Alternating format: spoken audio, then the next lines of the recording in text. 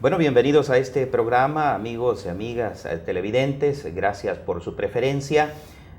Esta vez vamos a iniciar este programa con un análisis de la situación del país, teniendo como punto de partida los datos arrojados recientemente por la encuesta del Instituto de Opinión Pública de la UCA, el YUDOP. Están conmigo en este programa la licenciada Janet Aguilar. Ella es directora del Instituto de Opinión Pública de la UCA YUDOP. También está el doctor Mario Montesino. Él es jefe del Departamento de Economía de la UCA, y el doctor Álvaro Artiga. Él es director del doctorado en Ciencias Sociales de esta misma universidad, a quien les doy la más cordial bienvenida. Y bueno, la más reciente encuesta de la UCA, como decía al principio, da datos importantes que vamos a analizar en esta ocasión. Y uno de esos datos es precisamente una nota que se le asigna al presidente de la República en este periodo de gestión de 2015. Esa nota es de 5.18. Quiero que comencemos analizando esta evaluación que se le hace al presidente, licenciada. ¿Qué significa este promedio? Es importante señalar que este es un indicador bastante general de alguna manera, alguna apreciación muy general de la población respecto a la capacidad que evalúan del gobierno para atender los problemas del país. Sin embargo, situándolo en términos de los otros indicadores que arrojan la encuesta, pues la nota, la calificación cobra un importante sentido en términos de que hay una apreciación bastante negativa y desfavorable sobre diferentes áreas de la vida del país. Se han deteriorado los juicios en torno a la situación general del país, como también lo relativo al tema de delincuencia, de migración, de derechos humanos en relación a años anteriores. Entonces, la nota es interesante situarla a la luz justamente de las otras opiniones en donde se especifica ya de manera particular la apreciación que la gente está teniendo sobre la marcha de diferentes ámbitos de la vida nacional. Doctor, desde el punto de vista económico, ¿qué lectura se hace de esta nota que, como ya decía la licenciada Aguilar, es la más baja que se le aplica a un presidente? Yo creo que esta nota, que es una percepción o apreciación de la población, ¿verdad?, de la población salvadoreña, pues creo que llama al gobierno a que profundice sus acciones, sus medidas, sus políticas en diferentes ámbitos, ¿verdad? Yo creo que de acuerdo también a esta encuesta de opinión, está muy claro que una de las preocupaciones principales que fueron señaladas y en el informe que dio Janet, pues está muy claro que la inseguridad es uno de los aspectos principales que la gente necesita que le resuelvan. Al parecer, la gente percibe que estas acciones que se están realizando no están dando lugar a soluciones, ¿verdad? Y luego vienen los problemas económicos, que la gente también percibe que hay una relación entre estas dificultades económicas a las cuales tampoco se les están dando soluciones certeras, ¿verdad? Y en consecuencia, pues la gente ve que no hay soluciones económicas, y este hecho de que no hay soluciones económicas tampoco ayudan a resolver los problemas de inseguridad. Entonces yo creo que es un llamado al gobierno, ¿verdad?, esa nota, doctor, a que profundice. ¿Cómo se puede explicar el hecho de que exista un crecimiento de más de 2 puntos, tal como lo ha dicho el gobierno, con estas inconformidades que muestra la ciudadanía? Bueno, la ciudadanía percibe el asunto del crecimiento en términos del empleo y de los ingresos y de los salarios, ¿verdad? De que los trabajos o los empleos no sean precarios, pues que sea un trabajo digno. Así es como la gente percibe el asunto del crecimiento. Creo que ha habido una mejoría en términos del crecimiento, pero esas solo son cifras, ¿no? El país tiene una deuda que arranca de los años 90, ¿verdad?, y que otros gobiernos no hicieron, de establecer medidas, realizar políticas que estabilizaran el país y que le dieran una mejor proporcionalidad. Creo que esa deuda aún está ahí pendiente. La economía podría crecer a 4% incluso, pero si las inversiones que dan lugar a este crecimiento no van dirigidas a impulsar al ser humano, ¿verdad?, en educación, en salud, ¿verdad? En empleo, en mejores ingresos, pues yo creo que no, de nada sirve, porque implica un crecimiento que va a ser absorbido por los sectores privilegiados. Desde el punto de vista de las relaciones de la política en el país, ¿qué lectura tiene de esta nota? Fíjate que el gobierno, uno puede tener la metáfora, la imagen, que es un conjunto de organizaciones. El gobierno es una organización de organizaciones. Por lo tanto, tener solo la nota general, por decir así, yo creo que nos da una idea, pero necesitamos profundizar un poco más, porque no puede ser, digamos, medir a todos los ministerios, porque solo mencionar los ministerios, con la misma nota, por decir así. De repente hay un ministerio que podría tener una nota más, un ministerio podría tener una nota más, digamos, por decir algo, ¿verdad? Educación, de repente salud tiene una mayor nota, y en cambio otros ministerios tener menor nota, ¿verdad? Y uno podría pensar que el 5-18 podría ser como un promedio, pero ese es el problema de los promedios, ¿verdad? Que ocultan los diferentes comportamientos, desempeños de las organizaciones. Entonces, sería como bueno, digamos, que tener como la evaluación de cada ministerio, y ahí sí saquemos un promedio y podemos tener una mayor riqueza de dónde, digamos, qué administración pública es la que está contribuyendo a un mejor desempeño del gobierno en total, y qué administración pública es la que está contribuyendo más bien a déficits. Y entonces eso serviría incluso para que quienes deciden en el gobierno, la constitución de su gabinete, digamos, puedan tener un criterio de, el Ministerio de Seguridad es el que está ocasionando esta baja en la nota. Entonces, ahí tenemos que operar. Pero si dejamos así la nota global, ¿verdad?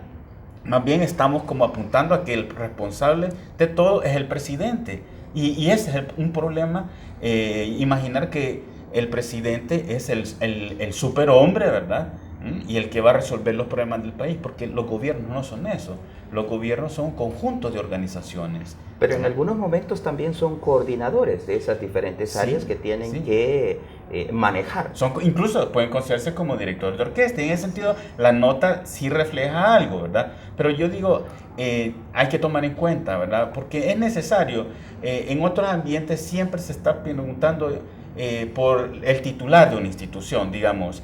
Que si se eligió a un nuevo fiscal, entonces ¿cómo va a funcionar la fiscalía? Que si se eligen a nuevos magistrados, que ¿cómo va a funcionar toda la corte? Es decir, nos estamos fijando en las personas. Sin embargo, perdón, yo quería aclarar que en este caso, como ha sido tradición, no preguntamos por la calificación que se le otorga al presidente, sino al gobierno en su conjunto, a todas las entidades que constituyen el Ejecutivo. Entonces es importante aclarar eso.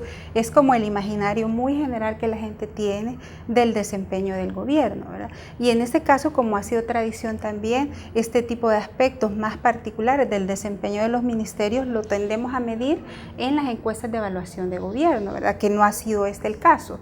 Pero vale la pena sí señalar, retomar lo que apunta Álvaro, la necesidad de particularizar. Y a la hora, por ejemplo, de examinar al menos muchos de los indicadores que la encuesta aborda, justamente el que más está erosionando la imagen del gobierno en su conjunto es el tema de seguridad. Bueno, que eso también se puede percibir en términos generales en la ciudadanía, es decir, los comentarios o la vox populi, como decimos, en general. Y precisamente por eso les invito en este momento a que vayamos a la calle a conocer las impresiones que muchos salvadoreños que fueron entrevistados tuvieron respecto de algunos de los problemas más importantes de nuestro país.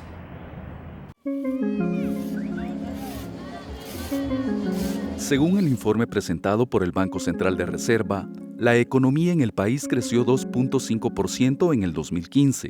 Sin embargo, según la encuesta realizada por el UDOP a finales de 2015, el 46.1% cree que la situación económica del país empeoró. Horriblemente. No hay mejora de economía, está peor que nunca. No veo ningún cambio porque la verdad es que los gobiernos, bueno, eso son todos los gobiernos, siempre hablan bien bonito, pero a veces los cambios son para ellos, para uno de pobre, todo sigue igual o peor, pues. Yo siento que este gobierno, lo peor que ha pasado es que se ha subido la canasta básica, ¿va? Si ustedes se dan cuenta en todo, pues en todo, va a comprar cualquier cosa y todo lo va a encontrar más caro que antes, ¿va? Y los salarios congelados no alcanzan. Bueno, ha subido lo que es la manzana, la uva, ha subido también en lo que es el tomate, ha subido la cebolla, o sea que cae todo lo que es alimenticio. Mal, súper mal porque el dinero no alcanza y hay que socarse la tripita como dicen, va, porque si uno se pone a malgastar el dinero es que ya no le alcanzó.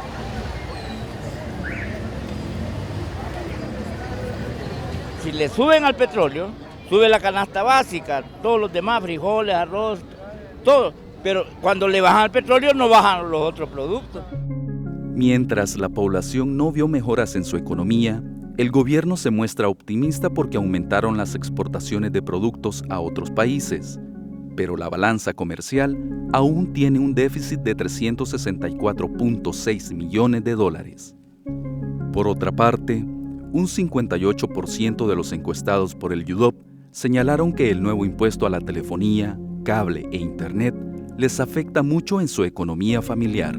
Tal vez en el pensamiento del gobierno ha pensado que ha hecho una buena inversión, pero la mayoría ha afectado a los pobres, porque cuando uno va a poner una recarga ya no le cobran el dólar, no que él tiene que pagar 1.10 por la recarga.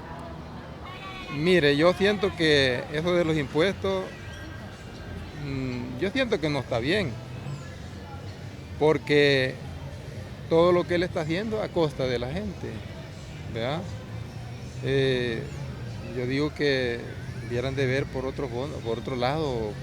El vicepresidente Óscar Ortiz también afirma que el 2015 cerró con un promedio de 10.000 nuevos empleos permanentes. Sin embargo, el 47% del sector laboral corresponde a trabajo informal en el área urbana y incrementa a un 90% en el área rural. Porque bastante gente no tiene trabajo, pues. Y esos son los que andan aquí rebuscándose para ver de ganar su pan de cada día. Yo digo, llevo 2 meses sin trabajar y esperando que la empresa salga algo porque hay muchas personas que quieren trabajar y muchas trabajan y otras no pueden. Ahorita cortando andamos para poder sobrevivir y llevar el alimento a la mesa. Hay mucho bachiller que no consigue trabajo y bachilleres. Y no es fácil para conseguir un trabajo ahora. Yo creo que por falta de trabajo es que quizás hay mucha pobreza, porque hay lugares que sí hay pobreza bastante. El sector agropecuario ha crecido 1.2% según el gobierno. Esto en contraste con las pérdidas de las cosechas ocasionadas por la sequía y el invierno irregular que vivió el país el año pasado. La economía salvadoreña se sostiene por el ingreso permanente de remesas. Hasta noviembre de 2015, el total de remesas era de 4.323.5 millones de dólares. Las remesas constituyen el 16% del Producto Interno Bruto del país. Los salvadoreños no tienen muchas esperanzas de que las condiciones económicas mejoren para El Salvador en este 2016. De un año para otro vamos peores. Y es mentira que todo va a cambiar para peor, para mejor todo. Sí, pues. Si ahora usted sube a un bus, no es seguro, porque le pueden quitar lo único que uno ha ganado tal vez en una quincena. Esto no va que ha progresado más, no, para mí yo siento que esto es lo mismo, ¿verdad? En vez de mejorar, va empeorando la cosa. Un poco hablábamos, doctor Montesino, en el segmento anterior de qué es lo que ocurre cuando o por qué la población no logra percibirlo. Pero hay otro elemento importante y es que según algunas opiniones de economistas también y de gente que entiende la materia económica, hay un problema en la distribución, digamos, de este crecimiento económico. ¿Qué explicación tiene? Bueno, justamente Esa es la razón, el problema de la distribución es la razón por lo que la gente no logra percibir los efectos de crecimientos que pueden ser más altos o pueden ser más bajos. El problema es que los mecanismos de distribución en El Salvador tienden a que los sectores más privilegiados, los empresarios, las clases pudientes, si lo pudiéramos llamar así, absorben la mayor parte de los crecimientos, ¿verdad?, que hay. Entonces, hay aquí la necesidad de hacer unas transformaciones de tipo estructural que debieron haber comenzado en los años 90. En los años 90 lo que nuestra economía mostraba claramente era una desproporcionalidad que requería una transformación e inversiones dirigidas a determinados sectores sociales, ¿verdad? En principio, pues, en los 90 el crecimiento tendría que haber sido de cerca de un poco más del 10%. Las tasas de inversión sobre el producto, ¿verdad?, tendrían que haber sido de aproximadamente un 30% la inversión con respecto al producto, pero eso no fue lo que ocurrió. Y para lograr eso no era solo elevar el crecimiento, sino que las inversiones tenían que estar dirigidas hacia las personas, ¿verdad?, hacia mejorar las condiciones de nuestra fuerza de trabajo, la fuerza productiva principal. Implicaba elevar los ingresos de los trabajadores, los ingresos agregados, en aproximadamente 3 veces, ¿verdad? Entonces era realmente una exigencia muy grande para mantener una absorción y una capacidad de absorción de la mano de obra o de la población del país que crecía un poco antes de iniciar la guerra a un 3%, suponiendo que haya estado a un 2.5%, implicaba inversiones muy importantes y crecimientos muy elevados. Eso no se dio, ¿verdad?, porque los crecimientos estuvieron, si medimos entre 90 y 2006, o sea, 16 años, en 4.8. ¿Qué quiere decir eso? Que una buena cantidad de población quedó excluida. Esa población excluida por cuenta propia buscó soluciones y son las personas que emigraron y que generaron este flujo de remesa. Entonces, las inversiones y el crecimiento deben de estar enfocados, ¿verdad? Y pues volviendo al asunto de la calificación, yo creo que deberían de calificarse las decisiones que hacen los empresarios y las decisiones que hacen, por ejemplo, las personas para resolver sus propios problemas. Si hacemos eso, bueno, desde nosotros, desde el punto de vista económico, diríamos que los que tienen menos puntaje entre las soluciones que buscan las personas por cuenta propia, los trabajadores, y las soluciones que buscan los empresarios, creo que los empresarios dejan mucho que desear en este sentido. Entonces ellos tienen también que tomar mejores decisiones y tener una disposición a colaborar con las políticas del gobierno, pues es decir, más claras y tener una mayor voluntad de participación. Janet, uno de los argumentos de los empresarios o de algunos empresarios es precisamente el clima de inseguridad en el país. Argumentan que no hay condiciones para generar inversiones o que muchas veces los costos de inversión se van para el tema de las llamadas rentas. ¿Qué tanto puede golpear el clima de inseguridad pública al sector? Yo creo que este argumento, en primer lugar, hay que relativizarlo en términos de que justamente, digamos, el sector empresarial, sobre todo el de la gran empresa en el país, tampoco ha contribuido de manera sustantiva a la solución de problemas del país.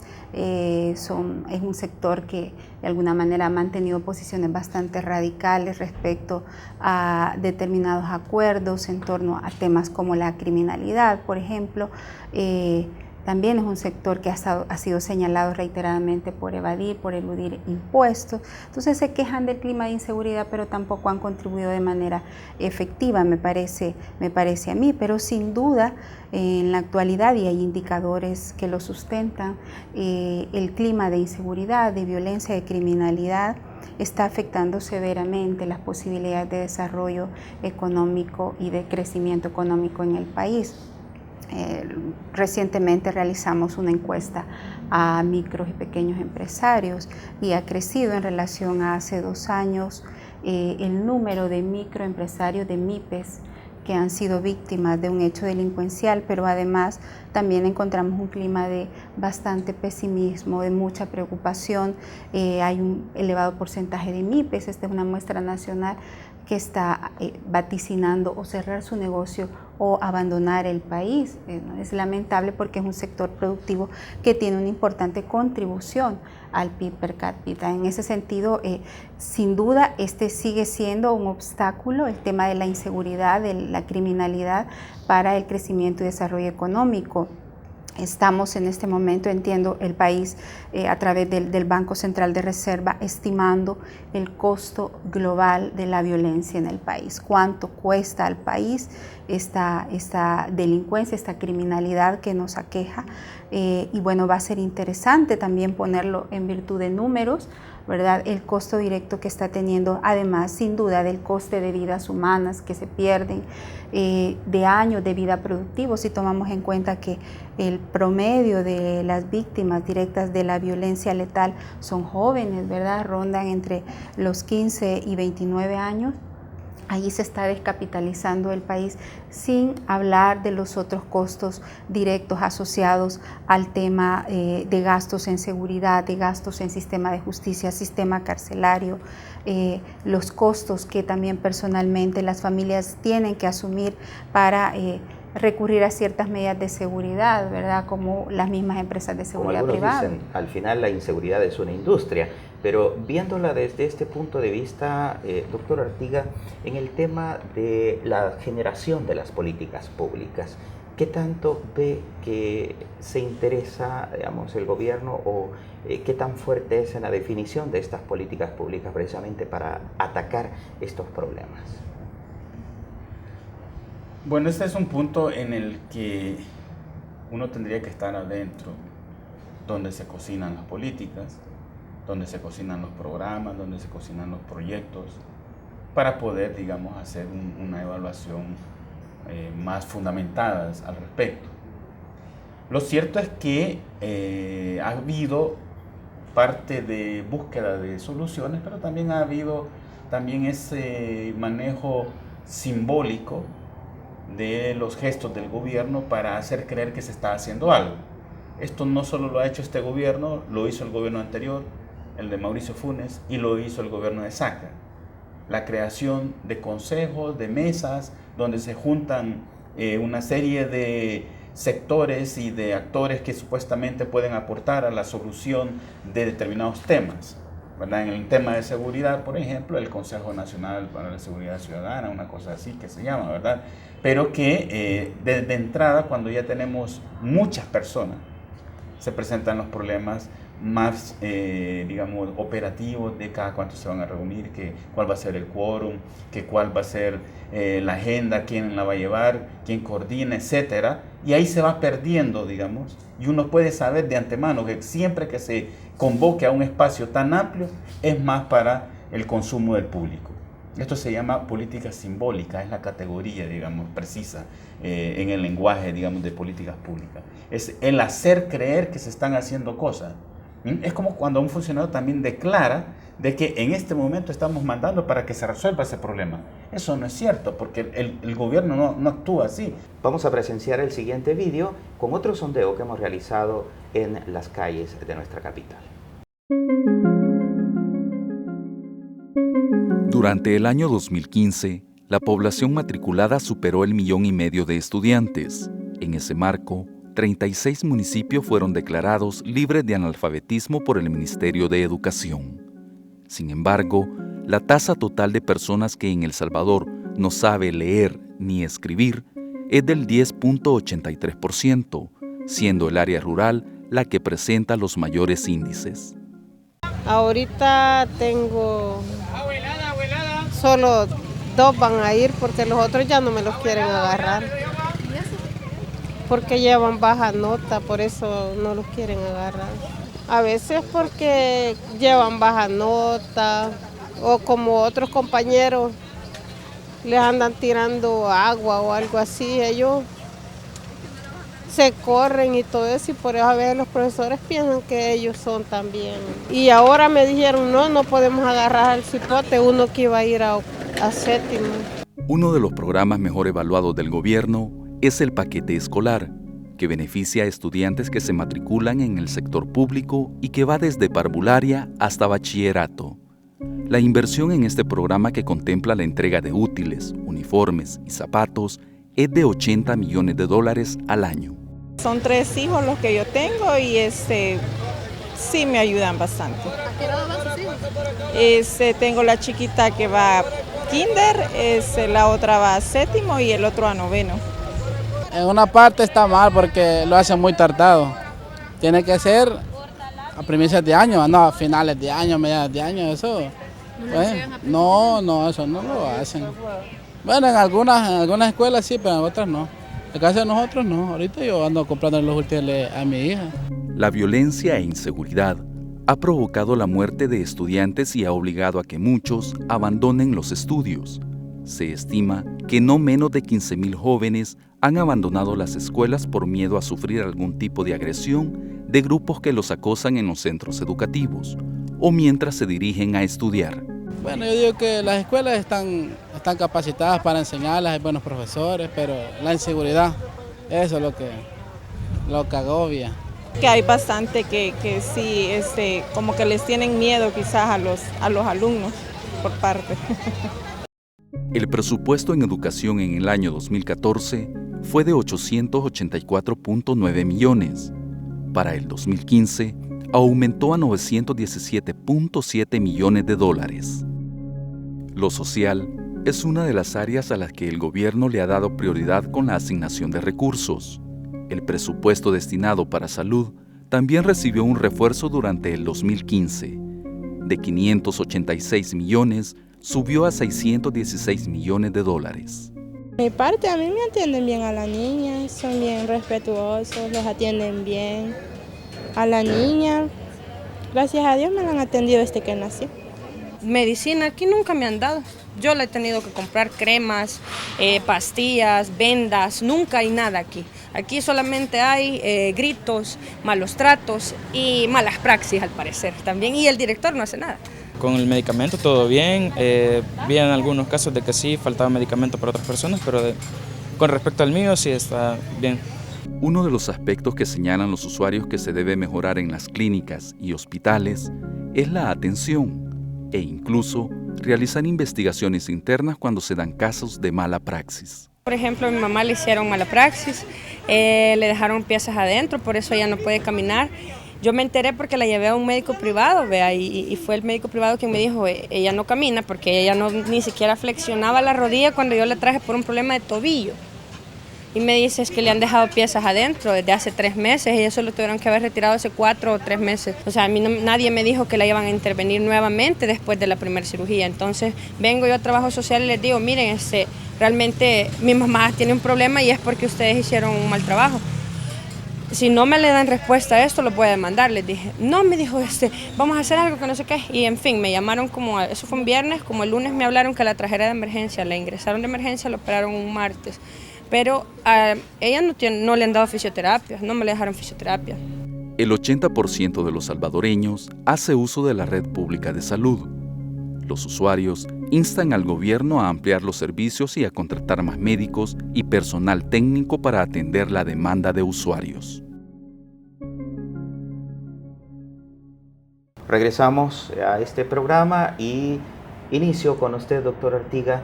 Dejamos planteada la pregunta, cuando hablamos de una mejoría en el área social de los últimos gobiernos, no solamente sino de los últimos 2 gobiernos, ¿hablamos de calidad o de cantidad en términos de cobertura en ambos áreas, salud y educación? Si partimos de lo que dicen las personas que se les ha consultado ahí en la calle, yo creo que pesan, por lo menos en educación, más los paquetes escolares. Y estamos hablando entonces de una cobertura de un programa que le está sirviendo a gente que, bueno, le alivia, por ejemplo, el tema de tener uniformes, zapatos, cuadernos. Aunque pueda ser criticado eso por los tiempos en que se entregan, pero la gente lo percibe como un beneficio, que está recibiendo algo del gobierno. El vaso de leche también, ¿verdad? O sea, directamente llegan. Y yo creo que esa es la sensación que en el ámbito de educación permite una evaluación tanto positiva, digamos. Ya hablar de calidad, ¿verdad? O incluso del problema que hoy está teniendo el país, que no solo depende del gobierno, pero que le está afectando, que es el tema de la deserción escolar, ¿verdad? Por ejemplo, por razones de la inseguridad en el entorno, ¿verdad? Pero ciertamente, repito, en esa evaluación, un tanto positiva, digamos, yo creo que pesan estos programas. Les invito a ver otro video de las preguntas, o más bien las consultas que se le hacen en la calle a nuestros ciudadanos. Y estuvo muy mal la seguridad. Hubieron bastantes índices de muerte el año pasado, según las noticias, ¿verdad? Algunas se sienten seguras y algunos que no. En el medio de transporte donde yo trabajo, pues es seguro, pero las demás unidades no es seguro. Y las colonias donde uno vive tampoco no es seguro. Para la población salvadoreña, el 2015 fue un año que puso a prueba su lucha por seguir adelante. La economía y la salud son siempre factores que determinan su actividad cotidiana. Sin embargo, la seguridad pública es la principal preocupación de los salvadoreños, según los estudios. El 60.9% de la gente se encuentra preocupada por la delincuencia, por el crimen. Un 14.8% dijo que la violencia, 4.6% a las maras. Al aglutinar las respuestas relativas al tema de crimen, violencia e inseguridad, encontramos que el 80.5% de la gente señala que su principal fuente de preocupación pública es justamente la delincuencia, el crimen y la inseguridad. Es importante destacar que este es el porcentaje más alto que se haya podido registrar a lo largo de 30 años de medición de encuestas del UDOP.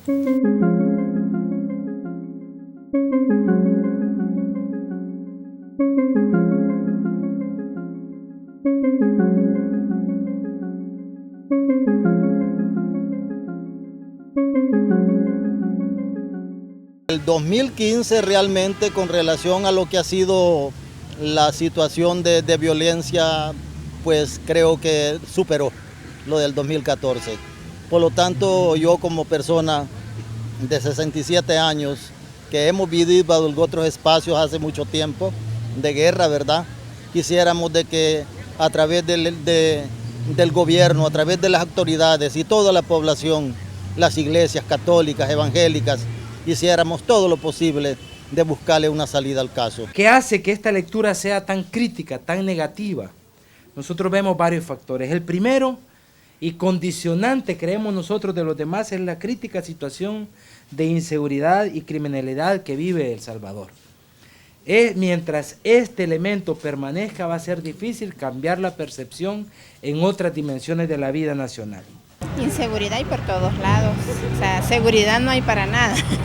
De repente uno se choca con todo lo que se ve, a muertos y toda la cuestión, o sea que seguridad yo siento que no hay. Para la ciudadanía, la situación de inseguridad que vive el país es algo que debe revertirse para poder trabajar y vivir en paz. Para el ministro de Justicia y Seguridad, Benito Lara, es necesario que se unan todos los sectores para poder tener un país más seguro. Si la política que estamos desarrollando la vamos convirtiendo en una política de Estado, en una política integral, en una política donde todos tengamos participación, en una política que la apliquemos de manera creativa en todo el territorio, que no dejemos espacio, esto tendrá resultados positivos. Mientras las autoridades del gobierno siguen buscando una solución al problema de la inseguridad, la población seguirá caminando por las calles y exigiéndoles una solución a corto plazo para llegar bien a sus trabajos y tener la seguridad de regresar a sus hogares. La inseguridad siempre se siente en los autobuses, en la calle, siempre está. Quizás lo que sería mejor es que hubieran más policías en las calles, también que hubiera más personales o agentes de seguridad para cualquier atención que nos ayudara. Se vive bastante lo que es la inseguridad porque en todos lados se encuentran algún muchacho que le preguntan de dónde sos, con quién estás, o pues sí, para saber en qué lugar vives. Esto siempre sigue igual, máximamente nosotros que andamos en la calle, no ha cambiado absolutamente nada, cada día va peor, cada día peor.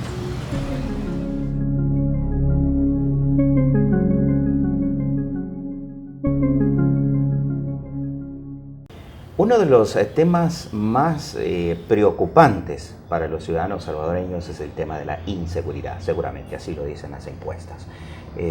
Licenciada, este es el tema más fuerte, de mayor preocupación para la población, ya lo hemos visto, pero ¿qué está ocurriendo? ¿Es en algunos momentos la percepción del ciudadano o es que algo grave está pasando, digamos, en la misma sociedad frente a las mismas acciones del Estado?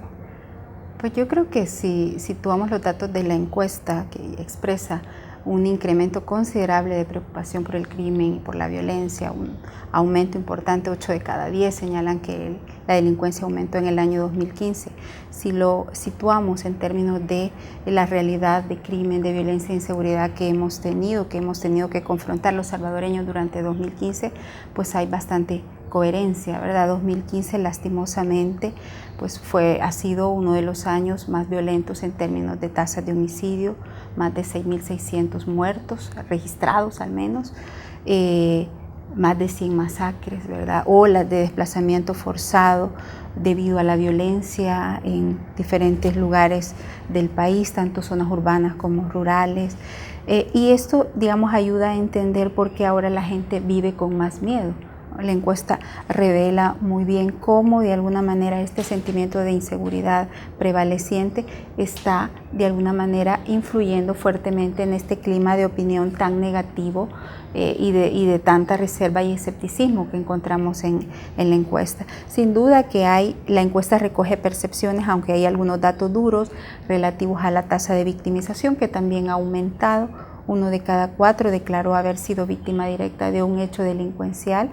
Pero sin duda son elementos que si los contrastamos con la realidad parecen ser muy consistentes. Hay una concomitancia y si lo vemos históricamente a lo largo de las encuestas del UDOP con los datos duros, al menos indicadores o parámetros oficiales de tasas de criminalidad, hay una concomitancia entre la percepción que la gente está sintiendo en los últimos años con el incremento del crimen y de la violencia. Entonces, de nuevo, son meras percepciones, pues yo creo que hay que remitirse a los elementos de la realidad que están configurando hoy día la vida de la gente, sobre todo de aquellas comunidades más pobres, donde son las estructuras delincuenciales las que están ejerciendo el control territorial y poblacional.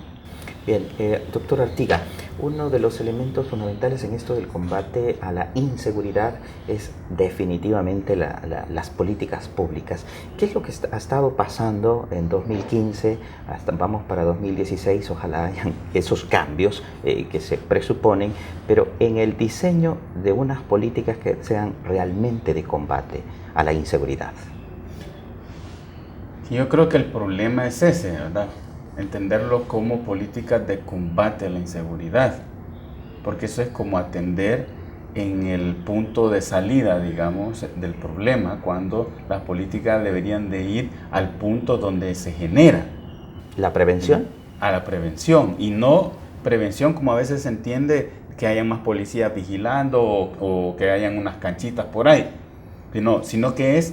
y en este sentido yo me permitiría decir que el nivel de inseguridad, el nivel de homicidios que tenemos en el país expresan el fracaso del proyecto pactado en 1992, ¿verdad?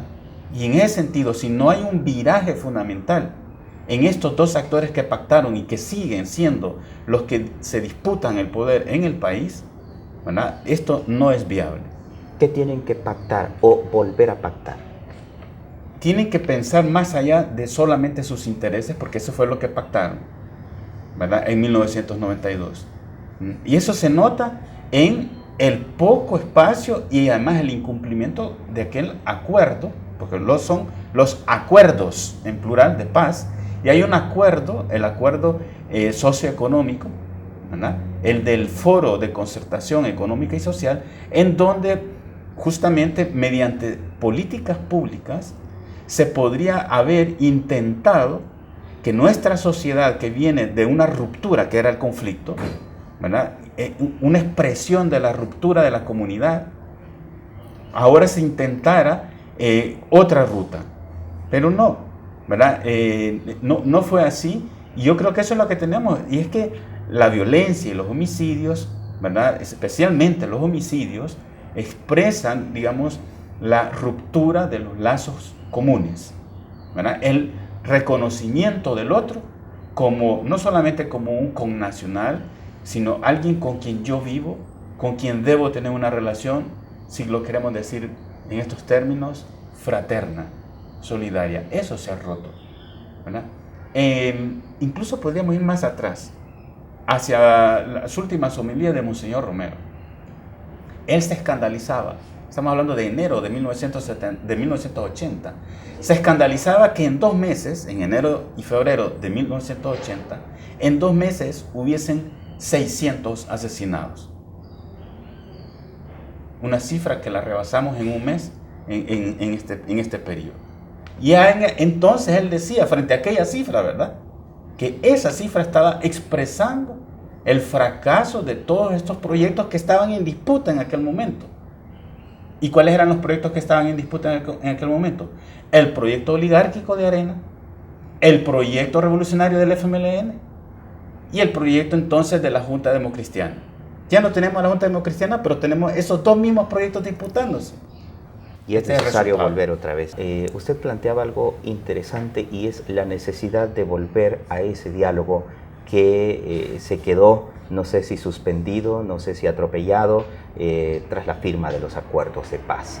¿Ese puede ser uno de los desafíos importantes para el año que estamos empezando? Yo digo que en la línea de que la violencia y los homicidios expresan la ruptura de los lazos comunitarios, entonces tenemos que empezar a reconstruir lazos. Tenemos que empezar a favorecer un ambiente que permita construir lazos. Y en ese sentido, yo creo que las políticas sociales y las políticas económicas tienen que apuntar a la disminución del gran obstáculo para reconstruir esos lazos, que es el de la desigualdad. Mientras la sociedad salvadoreña se encamine a tener altos niveles de desigualdad, yo creo que no vamos a salir del hoyo, porque la desigualdad es la expresión secular, digamos, de la ruptura de la fraternidad entre los seres humanos. Doctor, esto tiene que ver, doctor Montesinos, esto tiene que ver mucho con el tema de las actitudes. ¿Con qué actitudes debe de llegar los actores, en este caso los privados? Digamos que es uno de los actores fuertes en este caso de pensar en una mesa, de volver a dialogar sobre estos temas grandes y de país. Sí, yo pienso que ese es un reto muy importante, es una deuda que la sociedad, es decir, los privados, el gobierno, ¿verdad?, tiene, y creo que sí es necesario elevar el crecimiento, pero un crecimiento equitativo que genere desarrollo hacia los seres humanos, ¿verdad?, que eleve los niveles de producción y que, pues, es decir, eso implica inversiones, ¿verdad?, inversiones en el ser humano.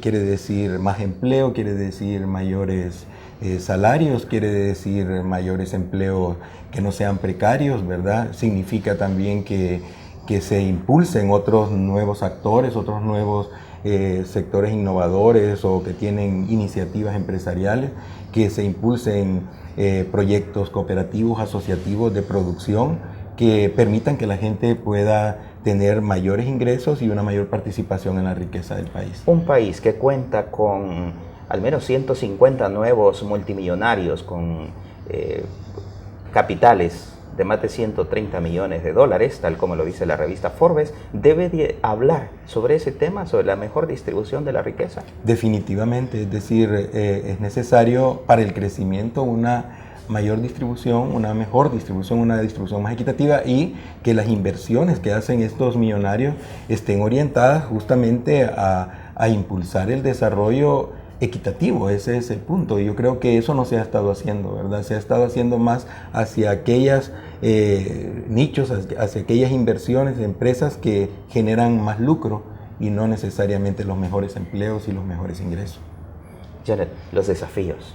Pues sin duda la magnitud de los problemas que el país encara requieren soluciones integrales, pero además yo creo que vale la pena, sobre todo en el contexto del cumplimiento de 24 años de la firma del Acuerdo de Chapultepec, remitirnos a la necesidad de un nuevo acuerdo de paz, rescatando aquel espíritu de reconciliación, de pacificación que permeó, digamos, el clima del diálogo y la negociación, pero ahora de cara a esos nuevos desafíos y nuevas realidades. Sin embargo, la necesidad de lograr un gran acuerdo nacional en el tema de seguridad, en el tema económico, creo que va a poder viabilizar la búsqueda o el vislumbrar soluciones en el largo plazo. Por hoy el tema, digamos, el diálogo sigue siendo un obstáculo importante en el país para encontrar caminos, encontrar soluciones en conjunto. El caso de la violencia probablemente va a requerir que la sociedad salvadoreña trabaje décadas en su solución, porque no solo es un tema de grupos o personas que han caído en economías delictivas, es un tema de una fuerte cultura de la violencia que está pues permeando toda la dinámica de relaciones sociales, y en esa línea pues hay que trabajar en diferentes direcciones. Los desafíos son muchos, sin duda. En el tema de seguridad, lo hemos dicho, hace falta liderazgo, hace falta claridad de hacia dónde empujar esa política pública. Obviamente hay que priorizar porque los recursos no son abundantes, pero necesitamos un liderazgo que realmente genere o que facilite esas sinergias, esos acuerdos interagenciales, interinstitucionales para poder avanzar como sociedad desde la parte que a cada uno nos toca en la búsqueda de soluciones. ¿Cómo no? Doctor Artiga, ¿qué esperanzas ve usted en el país para 2016? Yo en este punto retomaría la esperanza que teníamos, señor Romero, en los cristianos verdaderos, auténticos. A eso él les llamaba: ustedes tienen que meterse en política y desde adentro de la política trabajar porque los proyectos terrestres, los proyectos temporales reflejen en alguna medida el proyecto de Dios en la historia. Y en ese sentido, yo creo que ahí hay un capital, por llamar de alguna manera, que está dormido, ¿verdad? Entonces si eso no se pone en acción, ahora en este ambiente de los 3 años de Monseñor Romero, en el ambiente de beatificación, canonización, ¿verdad? Si eso no se pone a actuar, entonces no le vería ninguna salida al país. Gracias. Doctor Artiga, doctor Montesinos, licenciada Janet, gracias por habernos acompañado a este programa. Amigos televidentes, no me resta nada más que darle las gracias por su sintonía e invitarles a ver y escuchar el editorial de esta semana a cargo de nuestro vicerrector de Proyección Social, Omar Serrano.